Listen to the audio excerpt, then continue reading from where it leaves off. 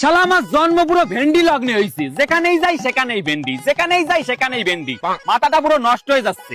অমূল্য একটা বিড়ি দে তো। বিড়ি তো নাই। বিষ আছে? হ্যাঁ আছে। খাইয়ে মরে যা। ভাইপো আমার মনে হয় তোর এবার ভেন্ডি খাওয়াটা শেখা উচিত। তোমার বেশি সাজেশন মারাতে হবে না, তুমি গিয়ে সবজি বেচো কি। শালা নিজের ব্যবসার জন্য আমারে ভেন্ডি খাওয়া শেখাচ্ছে। ভাই ভাই ভাই কি ভাই ভাই, আগেই মাথার ফেদা উঠাই দিস, তারপর আবার নুসকা লাগাই। আর তোমার একটা কথা পরিষ্কার করে বোঝাচ্ছি, এইদিকে তুমি দেখ। কেন ওইদিকেই তোর বাবার মাল রয়েছে নাকি?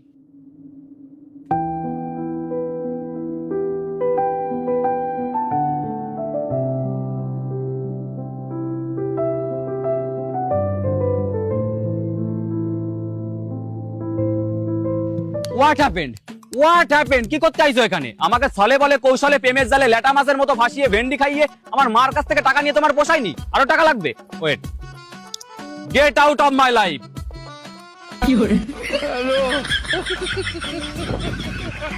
কি এতে হবে না? দাঁড়াও আরো দিচ্ছি। এনজয়। এতেও হবে না, আরো লাগবে। এই সবজি কাকা, তোমার কাছে 2-3 টাকা হবে নাকি? না রে ভাইপো, খৈনি কিনে খাই ফেলাইছি।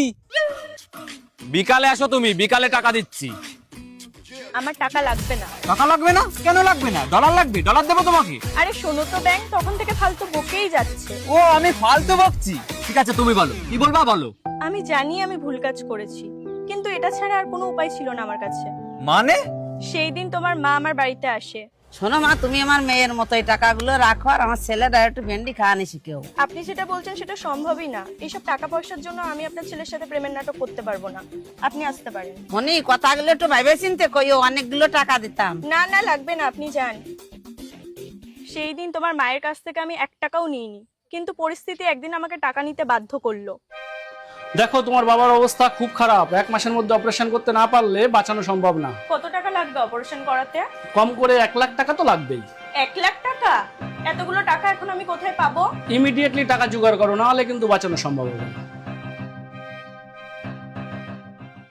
কি আসতি তো হলো আমার দ্বারে। ঠিক আছে, বেশি কথা না বলে টাকাগুলো দাও। ঠিক আছে, এইগুলো ধরো, আর বাকি টাকা কাজের পর দেবো। কিন্তু ওই টাকা দিয়েও সেই দিন আমার বাবাকে বাঁচাতে পারিনি, তাই নিজেকে অনেক ছোট মনে হচ্ছিল। ওয়াও, অসাধারণ আলট্রাইজডি মাইন্ড ব্লোয়িং স্টোরি। তোমার তো অস্কার পাওয়া উচিত। কিন্তু যতই সানডে সাসপেন্সের ইমোশনাল গল্প ছাড়ো, আর আমার মন গলাতে পারবে না, কারণ মেরা দিল একবার জিসসে উঠ গয়া, সমঝো ওই উঠ গয়া। ভালো থেকো, চলি।